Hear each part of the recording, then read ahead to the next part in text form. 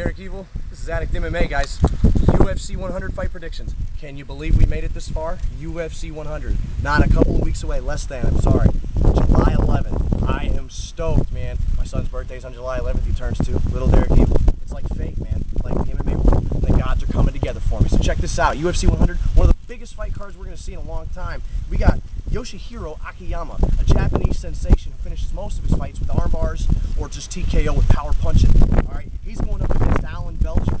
Alan Belcher's a pretty good guy. He's well-rounded. He's got victories over Dennis Kang. He's got victories over Ed Herman. He's got victories over Caleb Starnes. You know, whatever. Losses to Yushin Okami and Kendall Gross. Guys, you know, are no joke in the octagon. So there's nothing to take away from Alan Belcher there. You know, Yoshihiro Akiyama is a judo fighter. He's primarily from, most recently Dream, primarily from K1. I'm going to go ahead and say Yoshihiro Akiyama is probably going to take this fight, probably second round, I'd say, because Alan Belcher is a tough guy. He'll last. It's probably going to end either in submission or ground and pound. That's my prediction for that fight. After that, we've got the Bisping Henderson, but I'm going to hold off for a second. I'll get to that in a little bit. John Fitch, Paulo Thiago. Now, we all know John Fitch. He has suffered a loss to GSP for the 5-round unanimous decision loss to GSP, that was an amazing fight. The guy's got more heart than I could have ever imagined. He's going up against Paulo Thiago. Now, for a lot of you guys that maybe don't remember Paulo Thiago, he's had one fight in the UFC. I predicted him to beat Josh Koscheck by submission, and he knocked out Koscheck in the first round. Does any of us remember that? He was getting himself handed with the stand-up. Koscheck was winning that fight stand-up, and I thought, man, this guy needs to go to the ground. And then he decided Josh Koscheck. So, into this fight, I got to give it to John Fitch. I got to say his ground game is going to be phenomenal, although we haven't really seen much of Paulo Thiago. We know he's got a great ground game, but in the UFC he's not shown us against that type of competition. So that'll be a great fight. Stand-up wise, definitely John Fitch's ball game. I'm going to give it to John Fitch, probably second round, maybe even a first round fight with these guys, because either one of these guys could go the distance. For those of you who don't know, John Fitch has won recently at UFC 94. His last fight, it was against Akihiro Ogoni, won by decision, unanimous, which was actually, you know, a very good fight. Now moving on, we've got Michael Bisping, Dan Henderson. They were the coaches of Ultimate Fighter 9. We just watched their finale. It was great. Good job to the contestants that won that. I'm going to tell you like this. It's probably going to be like a Rashad Evans-Michael Bisping fight. I think that Bisping's going to have that very, very technical, speedy stand-up. It's going to maybe overwhelm Henderson a little bit. But watch this. Henderson's going to go, boom, one time. And it's going to back Bisping up. He's going to be a little less ready to come in. But then, you know, Henderson's the wily veteran. He's got tricks up his sleeve. The Olympian, Greco-Roman.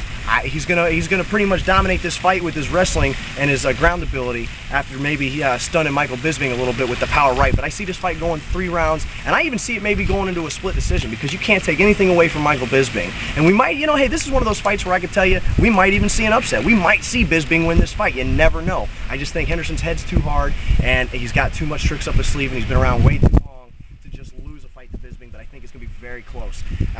Then moving on, we got 2 championship matches. We've got George St. Pierre taking on, which will probably be one of the toughest fights of his career, against Thiago Alves. This dude has the most murderous, baddest ass kicks in the world, and I'm telling you, he's got the worst. I would never want to stand in the way of this guy's leg kicks, dude. He'll take your head off, he'll take your leg apart. Doesn't matter. Stay away. But see, now George St. Pierre doesn't really have problems with people's kicks. He's shown in the past that he has problems with people he can punch. You know, he's been put down before by punches, and I don't think there's going to be a problem here. He's got the reach over Alves. He's also got the speed. He's going to probably keep Alves busy. Listen, just remember that Alves is also a brilliant Brazilian Jiu-Jitsu fighter. So, you know, going to the ground, it could be different. But George St. Pierre, with his wrestling, he always seems to find a way to just tire these guys out. Tire them out on the ground, pound them, hurt them, get them back up, beat them in the stand-up. That's generally what GSP does. So for this fight, I don't know that this would be the fight for the championship title that night. I see it going 5 rounds out of the 2 championship fights. It could definitely go the distance with these guys. But with Alves' brutal power and St. Pierre's just technical speed, skill, and of course he does have a little power himself. Let's not take that away from him. It might end 3rd, 4th round. I don't see it going as quick as a 1st or a 2nd round. I'm definitely going to give it to GSP though. I think he'll overwhelm Alves with the hands. Alves will try to use some kicks, but GSP will shoot and take down. It'll be a good ground game, but I don't see any submissions coming by way of Alves. I'm definitely going to go and say it's going to be GSP's night, just like he does to Matt Serra with the ground game, just like he did to Hughes. He's going to show us why he is a candidate for pound best fighter in the world. And that's that for that. You know, GSP, man, all the way.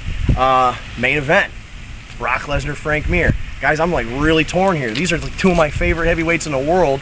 I really, really want to see Frank Mir get back his belt legit.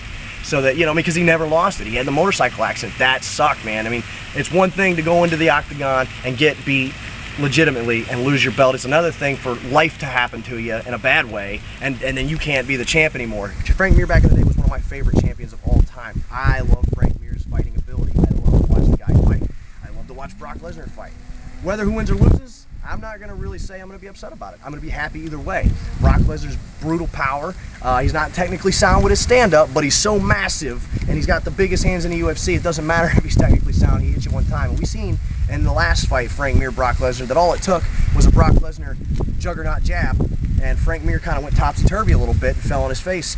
I kind of see it going to be a stand-up fight. I think Brock Lesnar's going to be a little leery of going in after Frank like he did the first time, because he knows Frank is going to catch a submission some way or another. He's going to put you in a hold. He'll take abuse, but he'll find it and he'll put you in a hold. I don't know what, because he's got so many tricks up his sleeves. He's got so many moves in his arsenal that it's really hard to say, oh, I think Frank Mir's going to get an armbar, or I think Frank Mir's going to get a heel hook.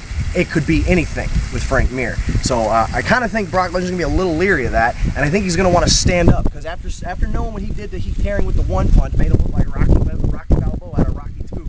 One punch, you know, and then with the knockout of Randy Couture, you know, I just think he's going to try to keep it standing. Frank Mir's got better stand-up than Brock Lesnar, more technically sound, plus he uses more kickboxing than just traditional boxing. So I definitely see Frank Mir winning a stand-up war if he could stay away from the brutal power and not get hit as much. At the end of the day, though, and I hate to say it, I am going to have to say I think Brock Lesnar's going to win this fight, and it'll probably be by TKO. That is the predictions. I want to thank everybody. Dude, I'm almost up to 30 subscribers by the time I'm filming this video, so who knows, by the time you actually watch it, there may be more. And I appreciate everybody out there who always sends the comments in to me, who always watches the videos. You guys keep them coming. You keep your input out. Dude, we have UFC 100 to look forward to here in less than 2 weeks, July 11th. So you guys better be on the computer letting me know about what you got thinking about in your heads. What do you think's going to happen? How do you feel about this extremely awesome event? And then we'll hit you up later. This is Addict MMA, and don't forget, on Saturdays, Eastern Time, 1 p.m., go to WTMY.com and watch me on Tailgating with Moffat the Machine, sports radio, sports talk radio, where I am the MMA expert. And guys, please, 941-955-0022. Call in. I'd love to hear from you live, physically, on the phone. We can talk MMA at the radio show that I do. So guys, give us a holler. WTMY.com, Tailgating with Moffat the Machine.